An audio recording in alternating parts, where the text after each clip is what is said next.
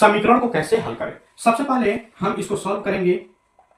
7 में x का गुणा करेंगे तो 7x, 7 दूना कितना हो जाएगा 14, फिर इसका गुणा करेंगे तो कितना हो जाएगा 3x, प्लस 3 दूना कितना हो जाएगा 6।